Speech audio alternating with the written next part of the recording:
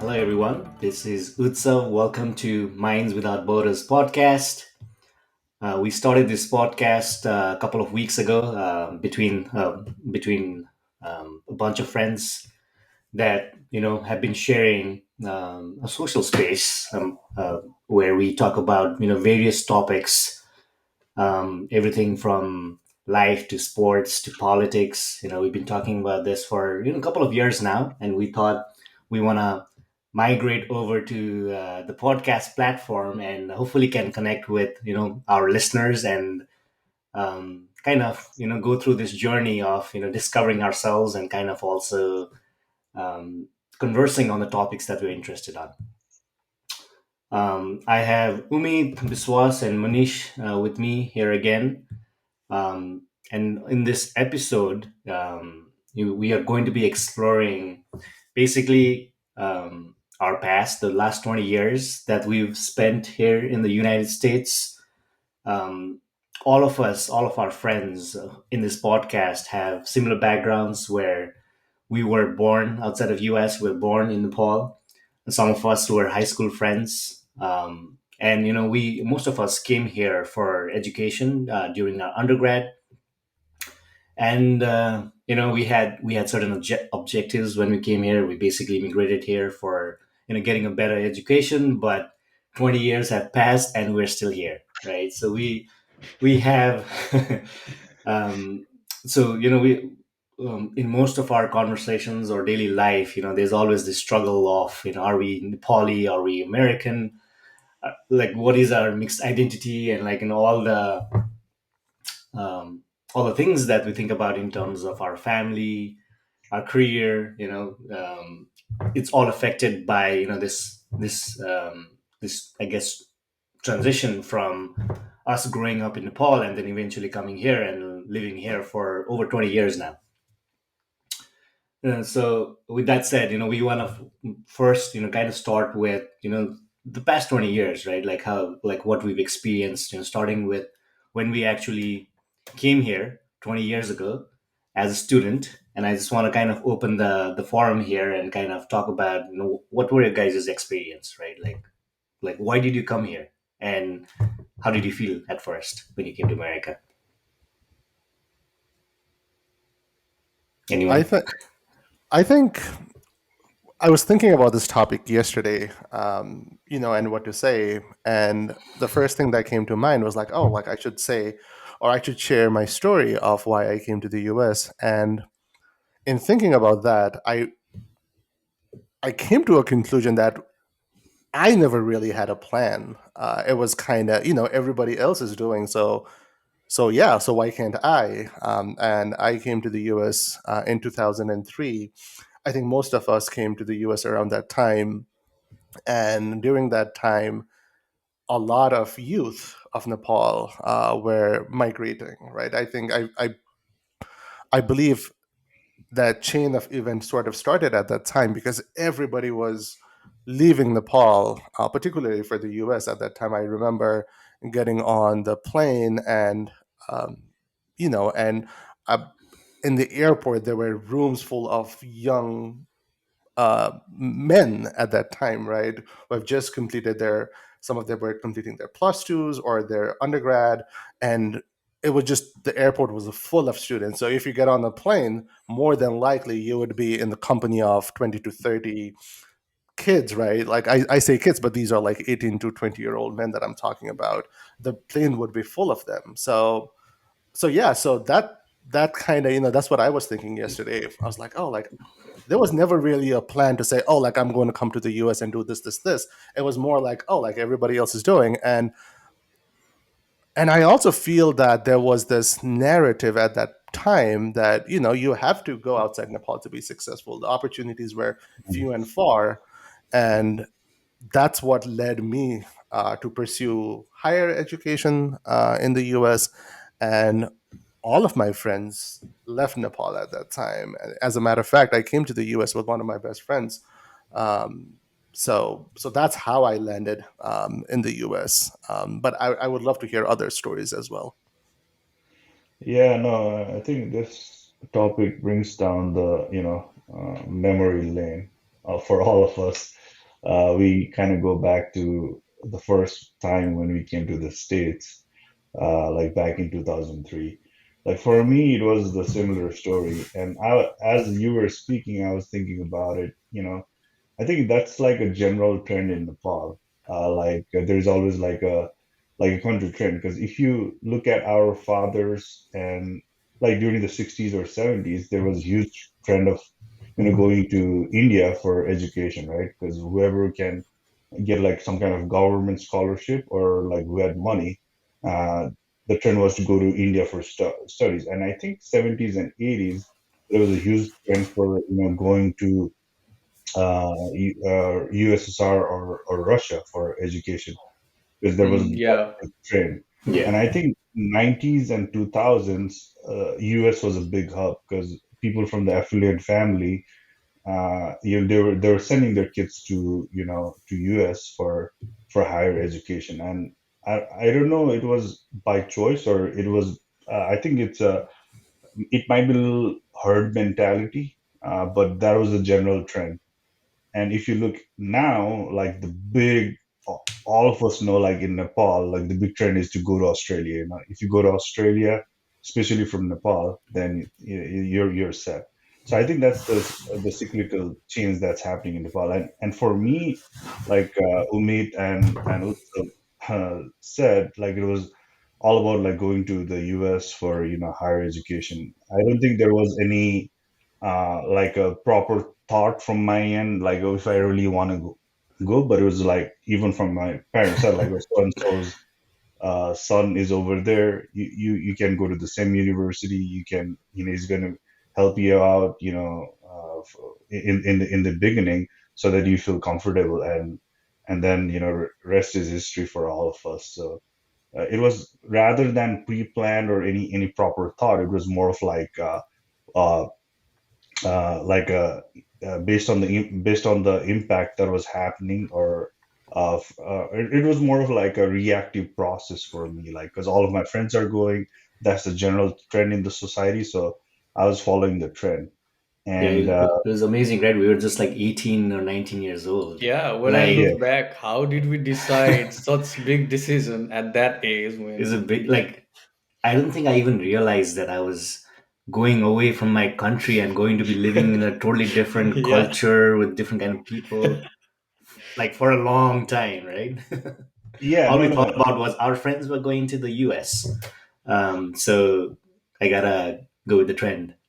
Yeah, I same thing for me. So I when I was thinking about it, we were preparing for this podcast, so I thought about, okay, why did I leave? And then again, same thing. The answer was, okay, everybody was going because the high school that I went to in Nepal, uh, half of my class went to IOE, engineering campus, and half went to US.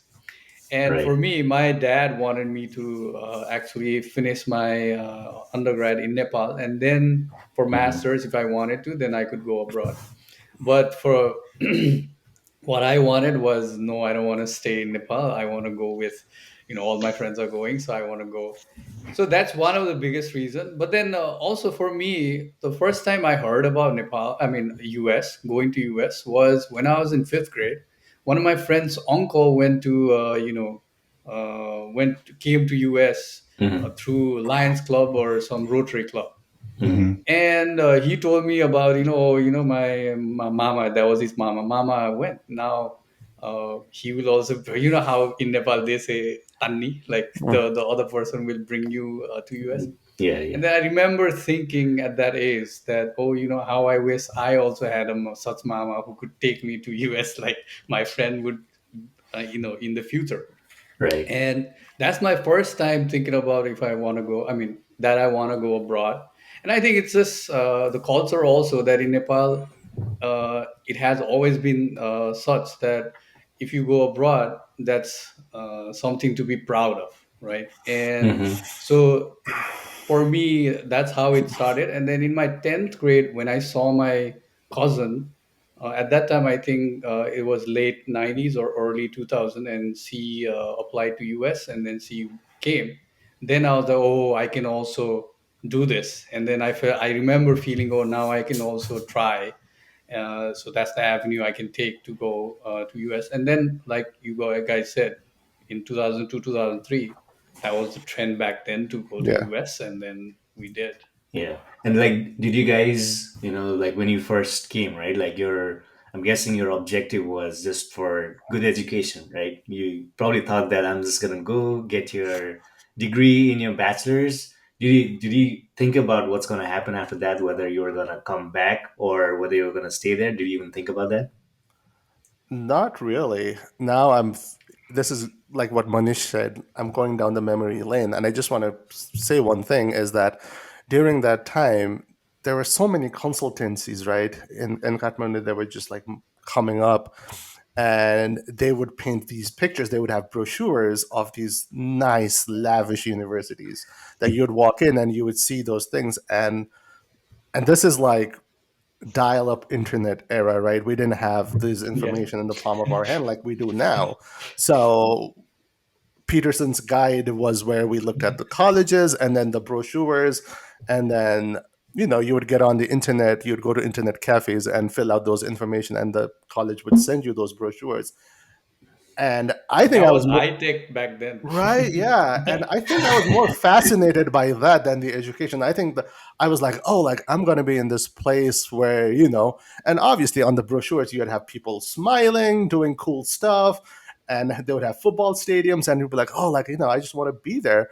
So I don't think, like, at least for me, I had that thing wrapped around my head saying, like, oh, I'm going to do this education and I'm going to do this after that, right? So I think that Mm.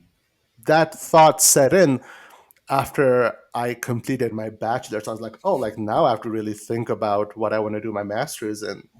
But but yeah, I don't think I had that mindset saying, oh, like or at least at that point in my life, I didn't think about, oh, I got to go back or I got to do this. I was just going with the flow. I guess Yeah, no, ignorance is bliss, right? It's like you're more daring when you don't know all the consequences. It's just like Yeah, yeah. you're just Actually, focused on that's the why the we glamour came. of US and your friends are going, and you made a big decision without understanding all the consequences of how your life was going to change. But then at the yeah, same time, I think if we were not at that age, then I think it would be too hard to also make that decision. We were naive, so that's why we were able to make Yeah, it Yeah, easily, and then came at that age. yeah, yeah, Otherwise, if I have to, let's say now we are at the age where we'll have our son or daughter trying to, maybe in the next 10, 15 years, they will be going right, somewhere for college. We'll right, have to decide to let them go out of state. Forget right. about the countries. Like, can we do that? Like, sometimes I think even our parents, how are they able to let us go to a different country where they don't know what the country is all Yeah. about? They have only seen it in TV. So Have that's you, have you also guys like interesting. talked with your parents on on what they were thinking back then? Like, did they really understand the consequence of letting us go at that young age? no, That's but very like interesting. like I said, Yeah. it was like a general trend for a country like Nepal, right? If you really Yeah. think about it, it's been going on Mm-hmm.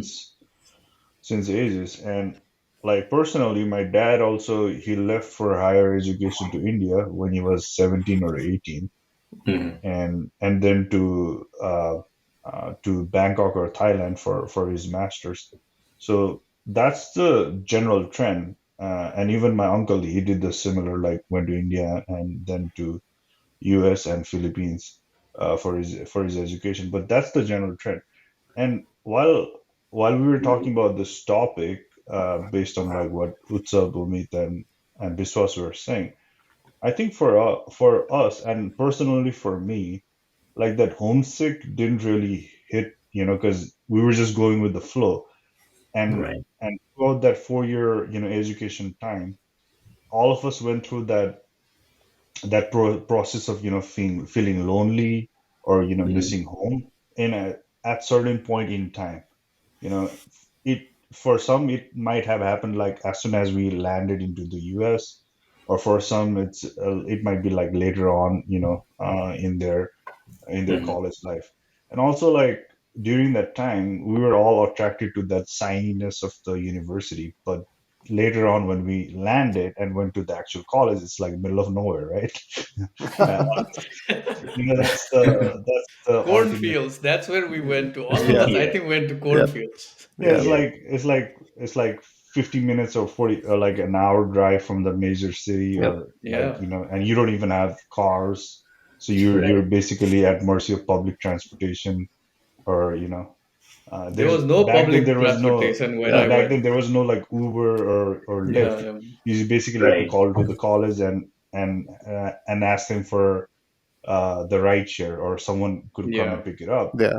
And Right. I think I just wanted to finish it up by saying, like, and during that time, at least for me, there were all Mhm. these like the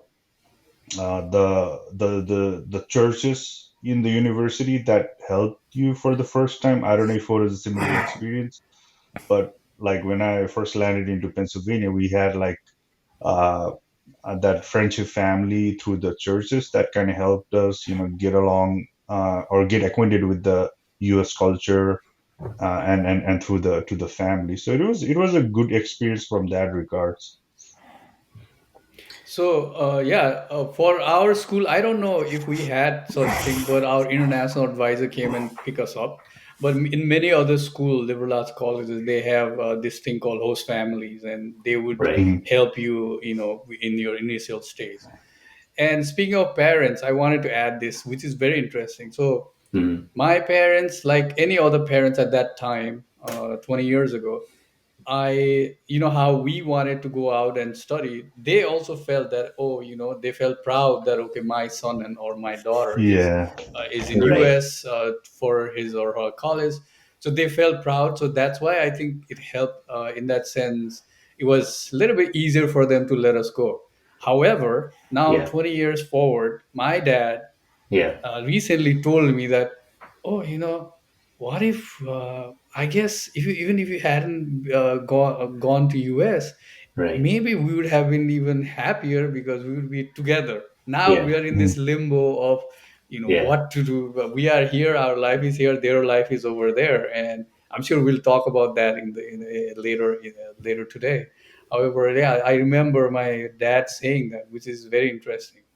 Yeah. Yeah. I think, we've changed over 20 years, and I think our parents have definitely changed in their thinking as well, right? Of letting us go back in the day. Back then, everyone was going, and it was kind of like, societal pressure, or like it was kind of a thing to be proud for them that their Yeah. son or daughter went to the US, right? And it was for several years, like, even during our college Yeah, years, and even when we started our career, right? They would be flaunting about us, like we graduated, we got our master's, PhD, and like we started our career. They were still flaunting. Yeah. Maybe they were young still, and they didn't They think much were. about the old age. So, so they, and it wasn't like, for us at least, we didn't have to think much about um, our parents, and like what's going to happen with them, or how do we take care of them, or how do we reconnect with them, eventually, right? But that's more of a at the forefront these days. But Mhm. over probably at least 9-10 years, when we first arrived here, like that was really not a thought process, at least for me. No. um and yeah. At least it was more of like how do we succeed, or it was more the struggle, right? Because all of us went through that struggle of going through the college, and then what next, right? It was setting up our career, and within the bounds of the strict immigration system here in US, right? So you gotta find like a proper job, or if not, then go to higher education for your master's or PhD. And we all went through that ringers, and it was the struggle that Mhm. we are all proud of, as well as like a good life experience. Plus, we were 18, right? Like, we're not supposed to be thinking that advanced or that Mm. mature. Like, I Yeah. think we did what we were supposed to do. I don't think any 18-year-old would be able to make those decisions on their own, at least. Do any of you regret, like, like just looking back at this point, right? Do you regret Do you wish that you had stayed in Nepal? So so on this one I have, so I don't think I regret that coming here. Yeah. But if I had to change anything, then what I would change was I would have come with a little bit what I want to get accomplished here. I don't think I came with Yeah, that mindset. I all I had in my mind was I'll go to US, finish my college, which is very vague, right? It's very Right. broad. So the one thing I would change is I would be more specific over like what I want to do. That I would Hmm. change. Hmm. I don't think I regret like what Biswas said, but I sometimes wonder like, oh, like, if I had stayed in Nepal, what my life would have looked like. And I don't know, but I often think about it and say, oh, like, if I haven't come to the US, um, where would I be right now? So that thought often crosses my mind. yeah. No, personally for me, like Biswas said, it was. I wish I had come with like a proper mindset of like what I was gonna achieve, and also I wish I would have gone back home more often, Mm, yeah, that because too. I think Yeah, that Like, part I regret, not because going because home more often.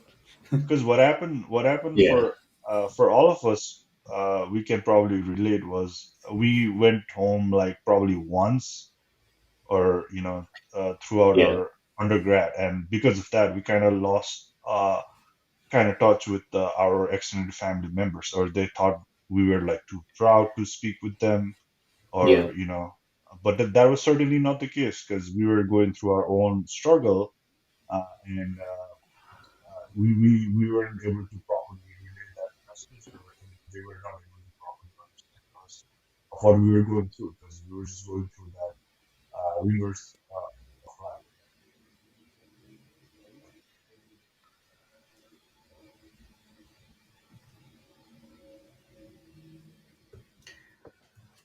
right. And I guess so. During your student life, right, like the first 4 years, or for some of you, even longer than that, maybe still ongoing. Um, at least not studying, but maybe teaching. Is still in the education field. Like, what was there? Um, like what was the most shocking part for you, or like it was totally different way of studying, or even a change in lifestyle, right? Like we were, Yeah, most of us grew up in a middle class family, in Nepal, and most of us had not ever worked, right, in our lives. We had a cushy life where we would be living with our parents and just go to our school and have fun, and all of a sudden we're trying to get education, but also now we are trying to think through our finances ourselves and the work life, right? Trying to become more independent, and there was nobody else to help us other than our friends, right? How how was that? I guess, like, when did you realize, right? Like, uh-oh, like I'm just here by myself. I need to figure this out by myself. Like, did you reflect on that at a certain point as you were going through your student life? I don't think I reflected at that time. I don't think so. I wasn't that kind of person. I would be. I remember. Or I So guess, like, putting it another way, when was the first time you missed home, or you missed your parents, and you were like, oh, looks like I'm by myself? Like, was there a moment like that? Uh, I have a story. So I had that feeling very early on. Actually, when we flew into the US, we had a time delay. We had a flight delay in Japan, so we ended up coming to LA. That's where our first stop was, and it took us quite a while to get to LA. I think we had to stay a night in Bangkok. So when I got to LA, I was so tired, and I was like, for some reason, I thought I was somewhere in Kathmandu, and I was like, oh, like I'm just tired. I want to go back home. Yeah. And then the reality set in, right? Like, oh, like I can't. Like it's not like going out to Asan or New Road or Tamil to say, oh, like I'm done. Like now I can go back home.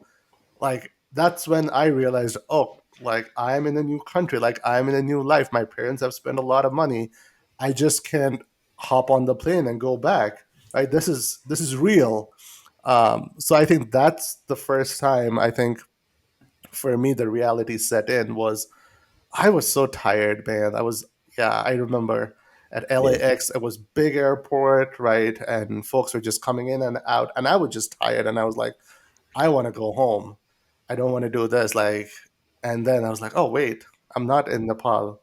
Like, I'm in the US and I'm here to do something. So that's Right. when I realized that I couldn't go back easily. Mine was so I don't think I remember feeling that, oh, I can't go back, or what have I done. But uh, I was always an anxious person, so maybe that's why I couldn't distinguish the difference between being homesick or just being anxious. But what I clearly remember is when my sisters dropped me off in my college. She left, and then my friends who were supposed to come from Nepal, who are like Utsav and Asis, who were supposed to come that day in the evening. But there was this hours, like 5 6 hours time, when between me getting there and then my friends getting to college. I remember being very anxious, and I guess that's what the homesick feeling was, which I didn't understand at that time. And I remember I met some other Nepalese friends who became our friends, Kapil and other friends, but they were talking and I wasn't listening to them because I was so anxious. And I remember that. However, once my friends came to school, because they went to same high school as I did, I, like Manish mentioned earlier, that I never felt homesick after that. And then in after 4 years, when I finished my undergrad and went to Arizona, that's when actually for me the first time when I felt, okay, where am I?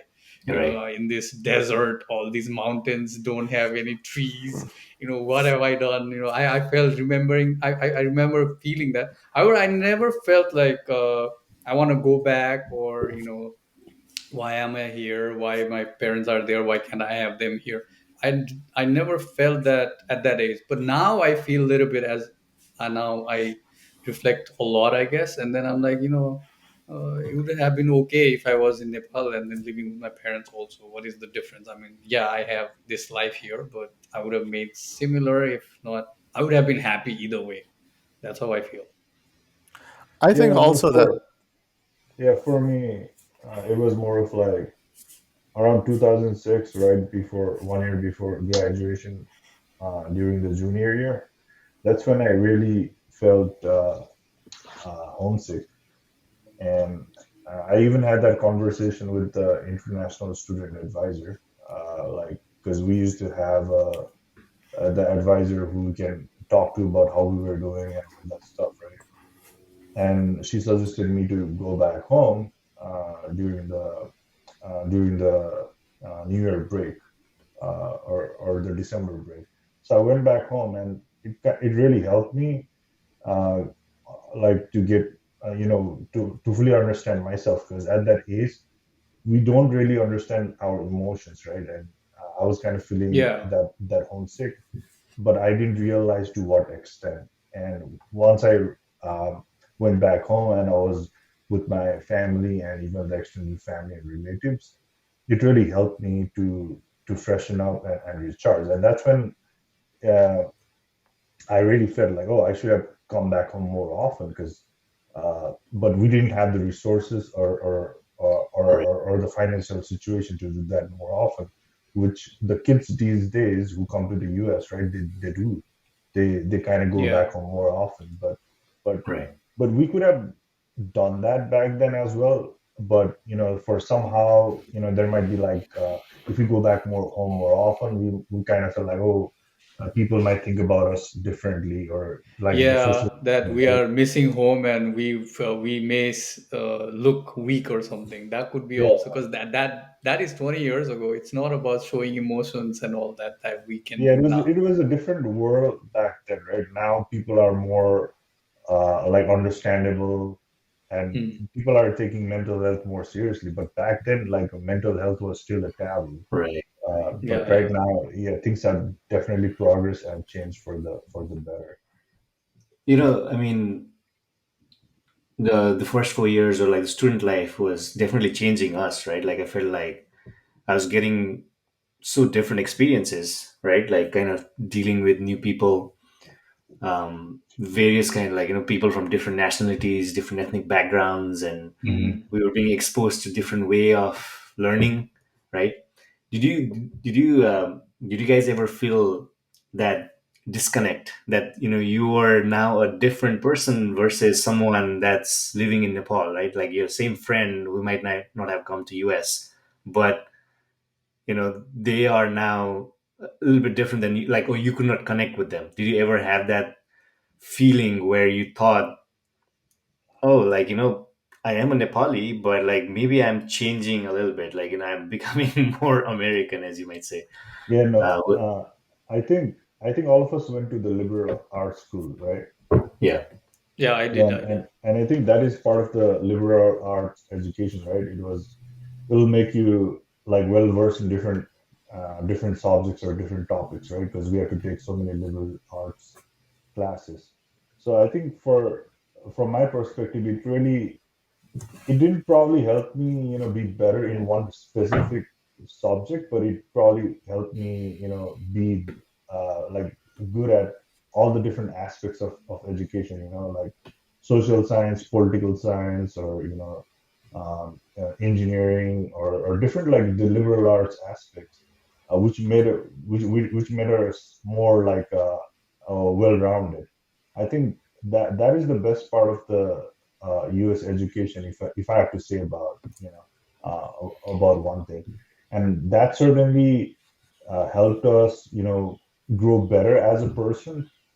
If we compare it to our fellow friends from Nepal, right? Because in Nepal, it's more of like more focused on like one subject area, whereas over here, there's certain plus and minus, but one of the good thing about liberal arts education is it makes you well rounded, and I think I Yeah. certainly see it as a positive. When I came up with these questions, I was thinking my own Mhm. experience, right? Without being too specific, when I would be talking to some friends from back in Nepal, like, maybe 2 years into college. It's been 2 years since, like, I've dealt with, like, Americans, Caucasians, or African Mhm. Americans, right? Like friend, like, people in our classes that we've dealt with. And like when you interact with them, they're your friends, right? They're basically your friends, and it kind of changes your perspective, right? Yeah. But versus, there's like a lot of stereotypes in Nepal, right? Like for Caucasians or African Americans, they would kind of, stereotype them. Mhm. And when we would be talking about, when I would be talking about my friends, so and so, like, they would kind of give comments with that typical stereotype, which I would have done the same if it was 2 years ago, right? And that's Yeah. when I would think like, oh, it's like maybe I have a different perspective now. It's like maybe I've changed a little bit because I have more experience kind of directly interacting with them, and that kind of changed, like, I could get that sense that I have changed a little bit, and I could see the divergence between same person back in Nepal versus me, going through this different experience now, right? It's like I'm that Nepali guy, spent 18 years of my life, was thinking a certain way, and now I'm like, interacting with different kinds of people, different lifestyle, different culture, and like I'm turning out to be a little bit different. Did you guys have similar experience? Mine is I had that experience with my parents. I didn't talk, so this is interesting. I didn't talk to many friends back in Nepal because all of my friends were here. And whoever were there, they eventually came in the next couple of years. And so, but I had issue whenever I talked to my parents in the later years after like few years of my college. I remember having feel not feeling disconnected, but then I would have hard time making them understand where I'm coming from. And they also would, whenever I say something, uh, they they also brushed me saying, "Okay, you are American now," and then so we're not going to listen to you. That's the experience I had. My experience, and I didn't even realize about this, but one of my family members said, "Oh, Umit, you can say such complex things so easily. And I think what they were getting at was that I could say things in that Nepali context without thinking about being disrespectful in a way, right? Because I would just speak my mind and I would say certain things, but for them I was being disrespectful. So I think that it was a very nice way of saying, oh, like, Umit, you can say things, right, so easily, and it's so difficult for us to say things to our elders, but you say it so easily. And I didn't realize it until later. I was like, oh, that's what they're trying to say. But that was one thing that I felt like, oh, Right. like I'm really disconnected because I have to really be mindful about who my elder Mm. is, be more mindful about our culture and things like that. But it was just like, day to day activities in the household. And I felt like I sort of crossed the limit unknowingly. So they kind of policed me and say, like, oh, like, you say things so easily. And we can't say that. Maybe it's because you've been in the US for such a long time that, this comes naturally to you. So that was really interesting for me.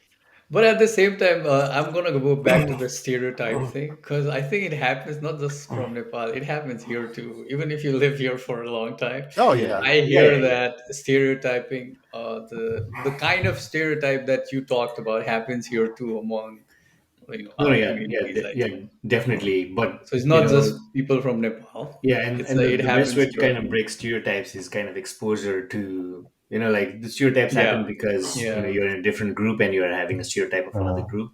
The best way to kind of remove that is you kind of deal with them directly and experience, and kind of changes your perspective, right? yeah, yeah. So we have our own stereotypes now, but, like, my stereotypes back from Nepal was kind of, I think, changing. I was like, yeah, okay, I'm dealing with people from Japan or from, Somalia or like somewhere else, and it's like, yeah, they're people too, and they're just like us. Yeah, yeah. yeah, Um, That's one thing we learned actually. Like, no right. matter where you're yeah. The from, all our dreams and our values, Yeah. at least I think it matches to the college or the school that you're in. Everybody is similar to you, and there's not much difference other than the way you speak and how you look. Other than that, inside is very similar. Yeah. Yeah, Right. I think for the international students, right? Uh, since we um since we most of us came at the same time, there was a different unity among the international students, like being part of the same tribe or something like that, right? Because I definitely feel connected with the other international students throughout that, at least the first, freshman or sophomore year. Like from junior onwards, you're more like interacting with your classmates and and forming a different kind of bond. But you still have that initially when you went through the international student organization or something. Then you had that different kind of a bond, right, at the initial stage. Yeah, So, I mean, after you've, I guess some of you, took longer than others, but, like, as you were completing your education, right, which was your primary objective, you may not have thought fully through it, but I think that was the initial objective of us coming here for higher education, right? So as that was nearing the end, did you guys ever think about, maybe I should return now, or should I work for 1 or 2 more years just to get experience and then go back, right? Did you go through that? Should I stay or should I return at a certain point? And when was that turn? When was that point? I think for me, I always wanted to return. The My major, I majored in political science in my undergrad, then did my master's and PhD in sociology. And specifically in sociology, I did community development and public health. Um, and my goal was always to go back and work in Nepal. And I also did a year long internship with the World Health Organization in Nepal. And I applied to a lot of jobs in Nepal, but somehow I was not able to get any of those jobs. So, so I think the fate had me come back to the US and then apply for a postdoc, and I got that and then landed in a faculty position. But I always wanted to go back to Nepal, but somehow I just was not able to land a job, and then things worked out here. Um, and I always try to go back to Nepal. Like even in my line of work, I'm doing research, and always trying to do work in Nepal, trying to find funding to go back to Nepal and do some work in Nepal. So I think the pull for me is always there, um, but it just hasn't worked out yet. So Well, so I guess why? Why do you want to go back? Is it because of the field that you're in, or why do you want to go back? What's the pull? I think the pull is the family is there. I think the pull is throughout my work in the US, I've seen a lot of different folks working for their community, whether it's American Indian or Alaska Native or African Americans. There is a sense of pride Mm-hmm. that, you're doing work for your own community, you're working for the better of your people. And in a way, I feel like we are in a sort of a privileged position, right? Whether in terms of our education, our Yeah. work experience, I feel like there is something that I have that I can go and give back to Nepal. Mm-hmm. And there's also in, in a different way a sense of responsibility, right? Saying, oh, like, I need to go back and do something. And I think that's the pull. But again, somehow it has not materialized. So hopefully in coming years, I would be able to do something. Right. Yeah, for me, like right after undergrad, I was very clueless. I didn't know what I was doing or what future beholds, right? So during that time, I definitely had that urge to go back, but I didn't go back to Nepal back then because I thought like if I go back without any experience, I would be deemed failure or from my own regards, and it was uh, that's how I was thinking. And I did have the urge, once everything kind of steadied for me, I get a decent job, like a good role models at work, and a good experience. Around 2014, 2015, I did have that urge of going back to Nepal, and I did visit, but from the family, more from the family and feeling of home regards. I did have that feeling, but from the career wise, I don't know. Mm-hmm. I could not really foresee me myself uh, in Nepal. I don't know why. I did talk with like a couple of like IT shops, and maybe I have a different you know recalling or a different line of work that I want to do down in future that I don't know. Because those are the kind of the things that I have. Because uh, during my 30s, like late 20s and early 30s, early to mid 30s, I was all about career, career, career. But now I'm starting to have like a different aspect of life. Life is more than just career. So that those are the kind of the things that has come across my mind, but I'm still not able to decide, Mm-hmm.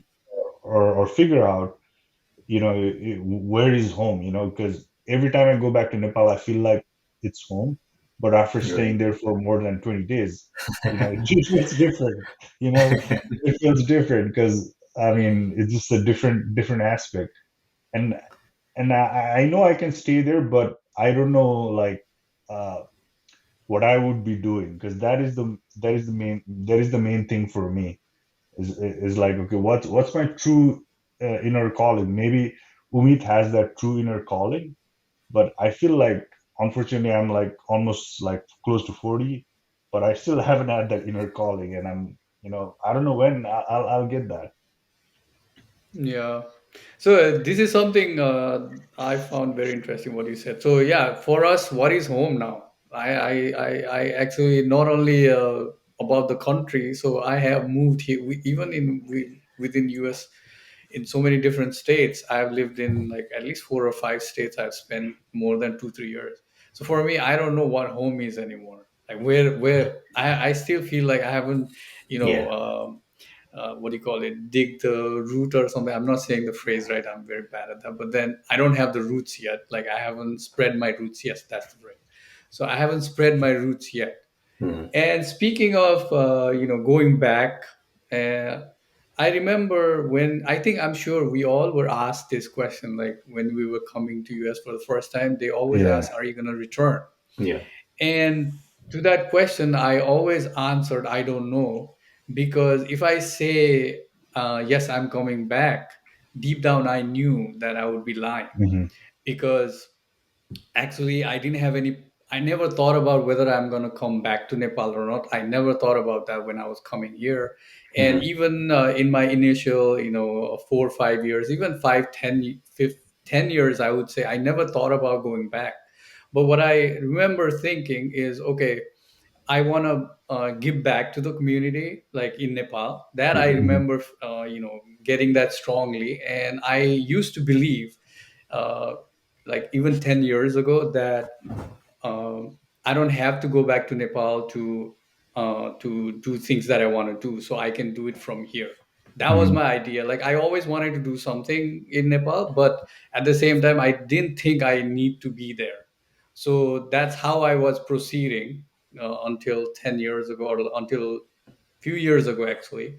And now I have this strong urge of I want to go back. Like Mhm. this is something that developed recently, like in the last 3 4 years. Mhm. And I feel, and you asked why, and my reason is, I started feeling that people in Nepal need me more than people in US here, or I could Mhm. be more useful there than how I would be useful here. Or there are many people like me here who are thinking about the people here. However, in Nepal, if I go, they'll be like, I would add to uh, people who actually want to do things for the country, which I think we don't have many over there. I may be wrong, but I feel like that. So that's my reason why I want to go. However, we all know it's whatever the calling is, whatever our why is, or maybe Mhm. it's not that strong enough that it's easier said than done. Yeah, I mean, migration has always been like part of the human evolution, right? Like people have Yes. Hmm. always migrated for food or for environmental reasons, social reasons, for trade, right? And we the reason we migrated was, I think, primarily for education initially. Um, and after that, it's been about how economic reasons, I think, for the most part, right? How do Hmm. you kind of get a better Opportunity. life? Yeah, better life. How do you set yourself into a good career? Um, and whenever I think about returning to Nepal, or like most people talk about returning to Nepal, I feel like we have to sacrifice something. It's like the main Yeah. reason people go back, or the calling, right? I feel like, from my perspective, is like, do I sacrifice the life I have so that I can go and contribute to the country, right? To the motherland. That feeling of, I guess, the nationalism feeling, right? It's like, you are from Nepal, you have to do something for your country. Otherwise, there's like a lot of people struggling in Nepal. Who's gonna help them, right? As if me returning to Nepal is for that cause of joining the workforce to help push our country out of poverty, or all the political or social turmoil there might be, right? So I feel like that I'm always conflicted with that. That's the narrative.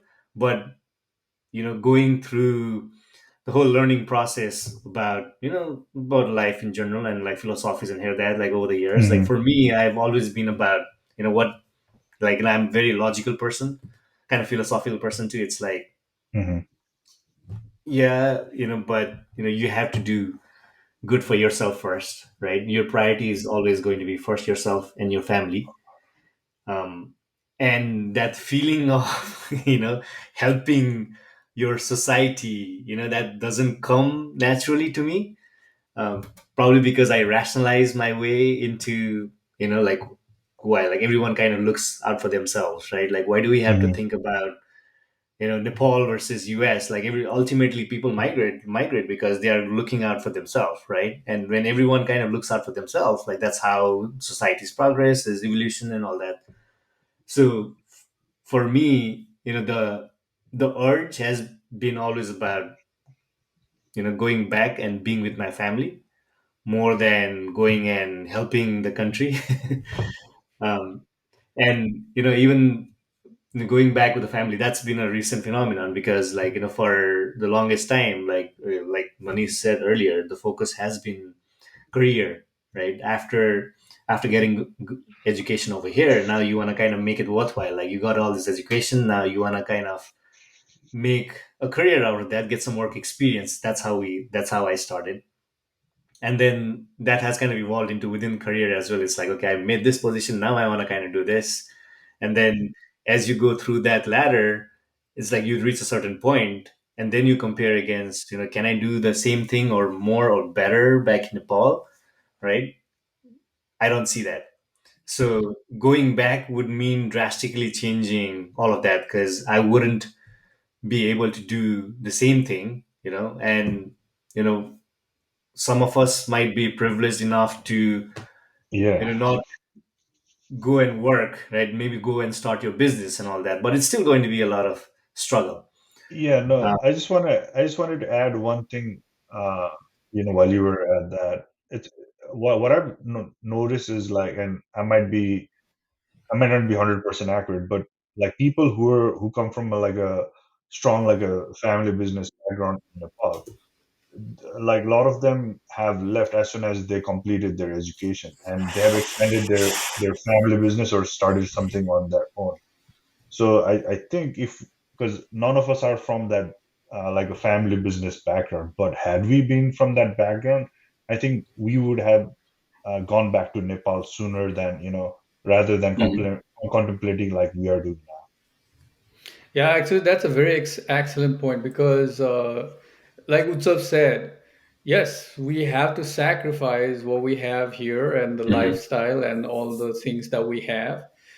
There's now. always there's this feeling, even for me, like, do I pick my comfort or me versus what I want to do, like to the society? I mean, it might sound very, bombastic right now when I say it, but anyways, and so there's a sacrifice in that. And then also, this is something recently somebody told me when I shared this idea that I want to go back and do this.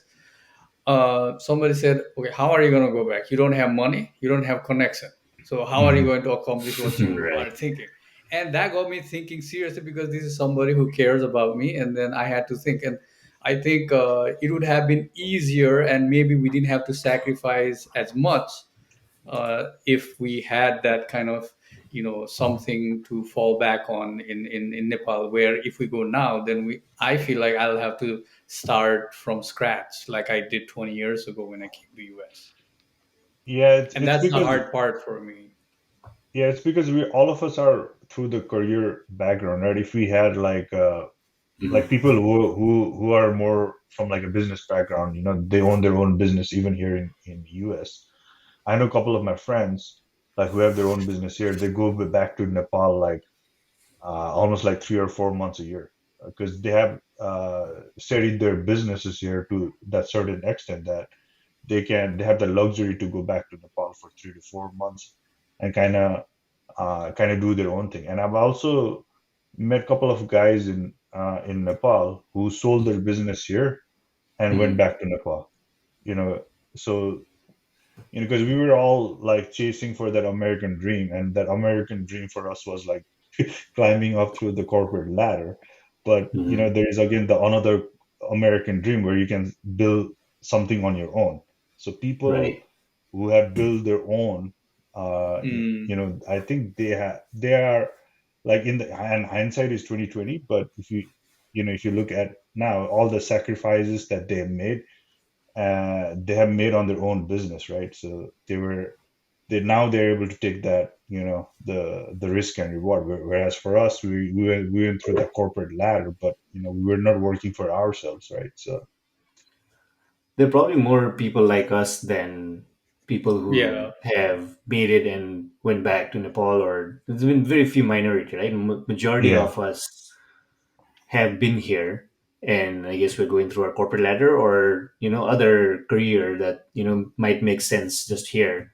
We have not been able Yes. to translate that into Mhm. going back and being able to do the same or better, or something relevant, something related. And I know, Sumit, you have been to Nepal and kind of tried working there as Yeah. well. What would you say your experience was like? Working here versus working there, and are we able to transition like easily now, right now? Because now we are different because we've spent 20 years Yeah. here. We have a different mixed identity, Nepali and American. Going back, how was your experience, and how might that translate for us now? Well, um, I did not work, so I was an intern. So I just want to clarify that. But even the work culture then Mhm. is so much different than here in the U.S. The expectation, the workflow of how everything is done, it's a little bit different. And I think there is a cultural difference in how you carry out your work, how you communicate your expectation. I think that was the biggest thing that I had to adjust, was the communications piece. Was that um, that you just couldn't ask people, say, hey, like, get this job done. Like, you have to be very you have to go about it a different way. So I think that's where most of us would struggle. And I say that because the more I think about it, the more I think about the work and the career, I feel like communications is so important. And the cultural and the communication that happens in different parts of the world is different. So I think it takes Mhm. a lot of adjustment for us to go back to Nepal and get that thing done. And I go back to the thing that one of my family members said, right, to me, was like, oh, like, you say so many things so easily, which would have been difficult for us to say to our elders. So I think that is really where I think we would struggle, is that communications piece, and get our expectations out in the workforce, right? So I think that's where the challenge is, or that's where I think I see the challenge. Yeah, Interesting. it's like whenever we go back to Nepal, right? Mhm. Even for vacation, right? As soon as we land in Nepal, our brains just rewire differently, right? So I don't know if that happens to you guys, but that hustle mentality kicks in. I mean, I think it happens to all of us. Like, Yeah, as soon yeah, as you land and you need to get a taxi or something to go back home, that hustle mentality of bargaining, or like being more aware of your surrounding. At least that happens to me quite a bit. So I think we have to just utilize the same thing when we're dealing with other people, and working, and be mindful of you know things are going to be difficult or different than over here. So I think Do- if we go with that yeah. mindset, yeah. Right. So, I mean, it's a good point that when you go back, we do kind of go back to. It feels like we have never gone to US, right? But Yeah, exactly. I mean, that I think that definitely happened when I went there first, in my first few trips. Less so these, like the recent trip that I made. Huh. Um, but do you think that that sense of belonging, right, like of you being from here, right? Has that changed, like over the years? And do you get that sense, like you've now spent 20 years here, more than the time you spent in Nepal, right?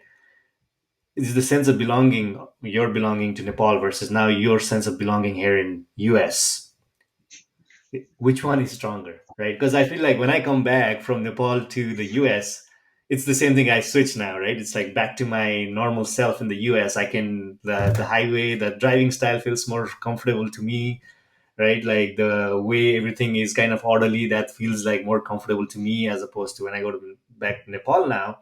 Previously, like, okay, you go back to the same hustle mentality, but now it feels uncomfortable. I What mean, about you for guys? me, Like you? yeah. So I just wanted to add, for me, like I did have that, like, oh, how do people drive? right? But when I started driving in Nepal, it just automatically clicked in. I, Yeah. like it just naturally happens. So I mean, uh, I think it's more of like because we spend more than half our life in Nepal. So I think if we really try, I think it'll Yeah. work, and we But should be able I'm, to. yeah, but Yeah, I'm but also that asking on the yeah. reverse, right? When you come back, do you feel even more comfortable? No, I mean at least for a first week, I think it gets difficult. Um, and I personally, I like the topic that you brought up is very interesting. The sense of belonging. Yeah. And for me, I feel kind of mixed. I mean, Mhm. I'm kind of in the middle where I feel like I don't feel like I have a sense of belonging here in Yeah. US. At the same time, I also don't have the sense of belonging when I go back to Nepal as well, because even Yeah. when we go back to Yeah. Nepal, we are treated as like someone who doesn't live here, right? And over Yes. even here in US, I mean, besides our work, I mean, Yeah. in the society, if you look at in the society, we are always going to be like immigrants. Maybe that's something that's because that's ingrained in our mind, and something that our like the next generation from us Mhm. will not have the similar feeling. And I think it might be the case of the first generation immigrants, like us, like who spent most of their life, and who are kind of like like multinational almost, right? So we have that hard time acclimatizing or feeling that sense of belonging.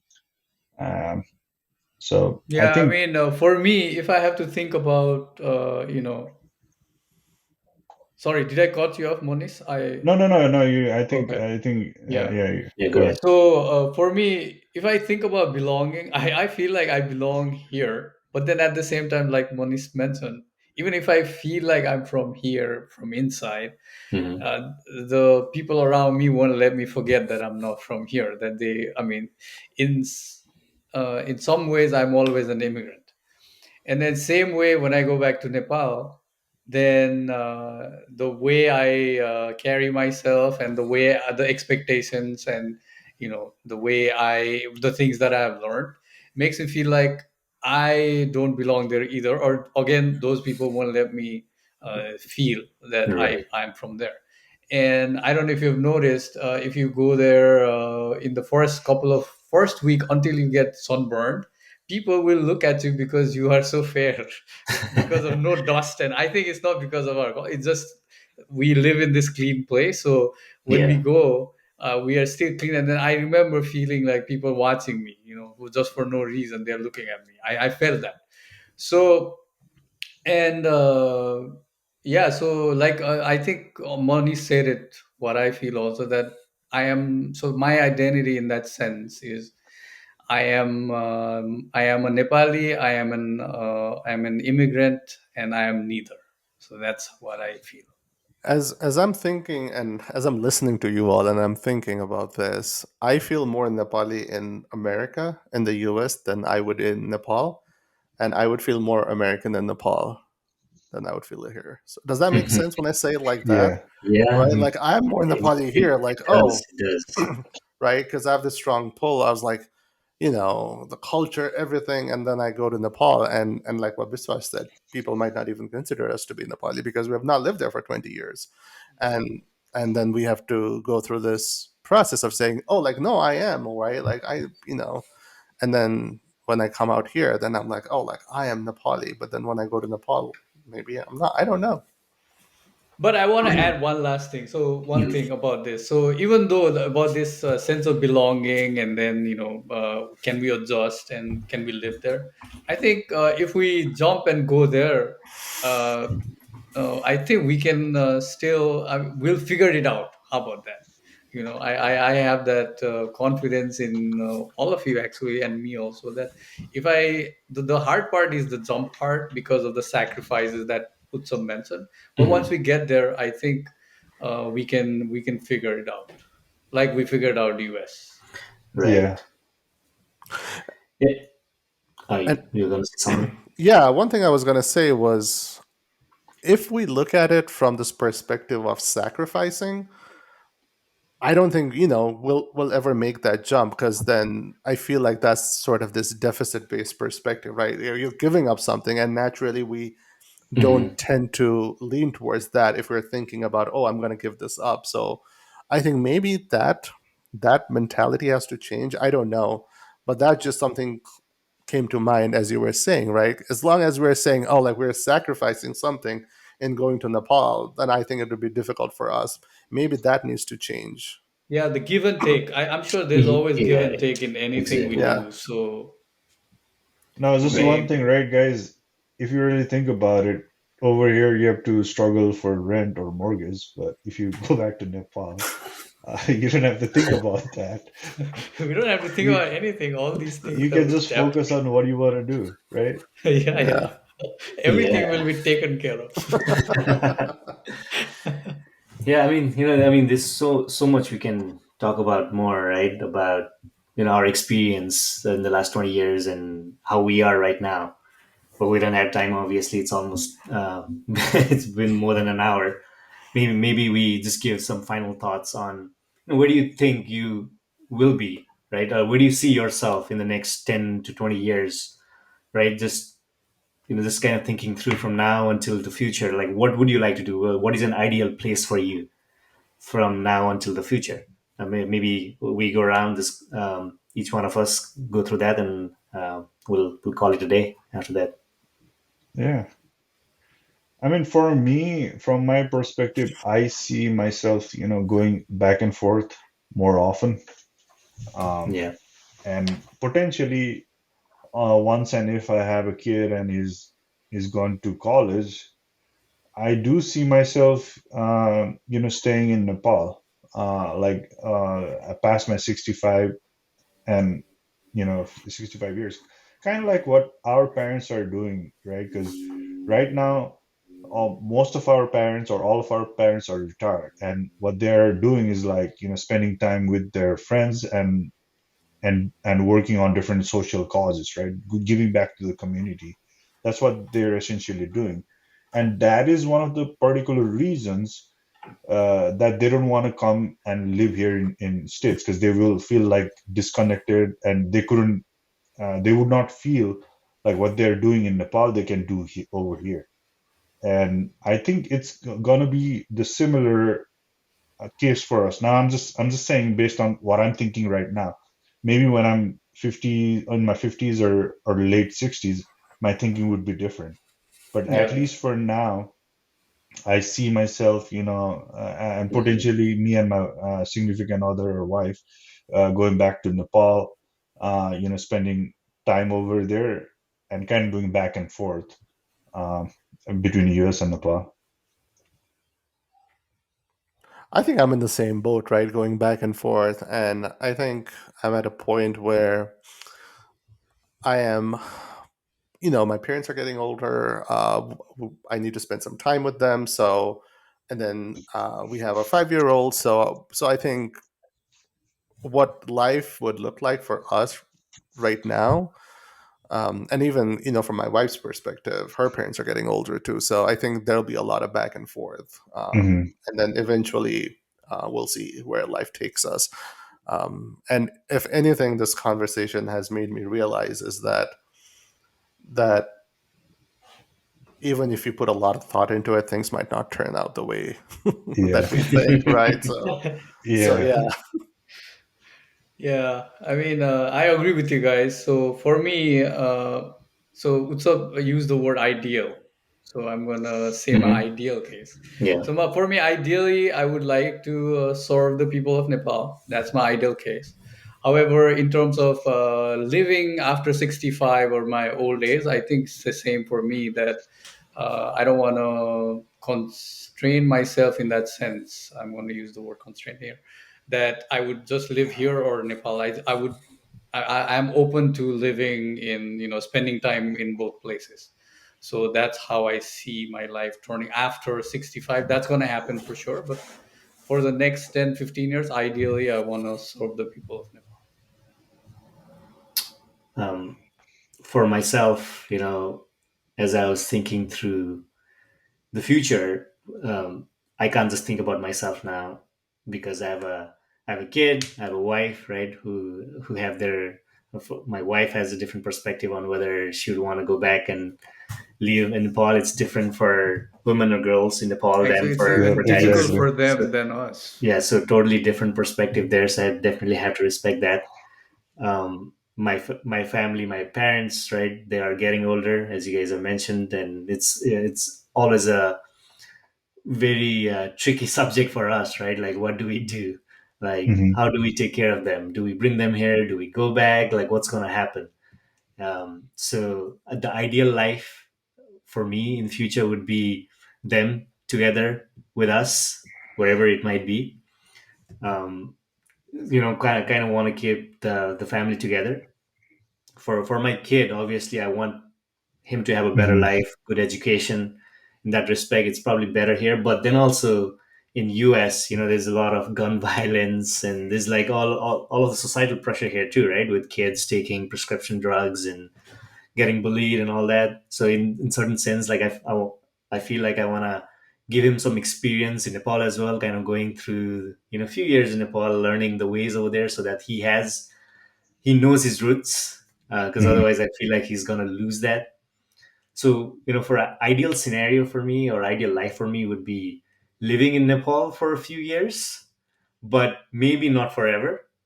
And ultimately being together with my parents, hopefully them coming over here, versus us going back. That has to be resolved. That's like, that's definitely a point of contention.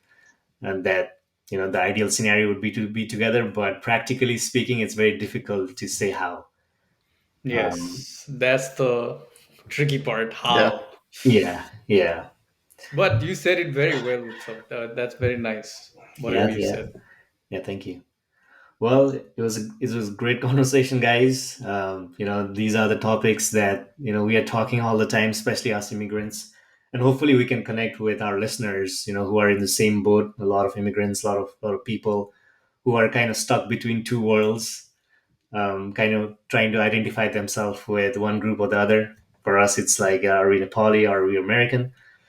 Hopefully you got some perspective of Hmm. a group of friends here who are almost all of us are of similar background. We really don't have as much diversity within our group. It's like came around the same time, kind of Yeah. from the same kind of family background, and going through the same experiences, that might be in different parts of us, in different careers, different kind of education that we got, but ultimately it's kind of similar.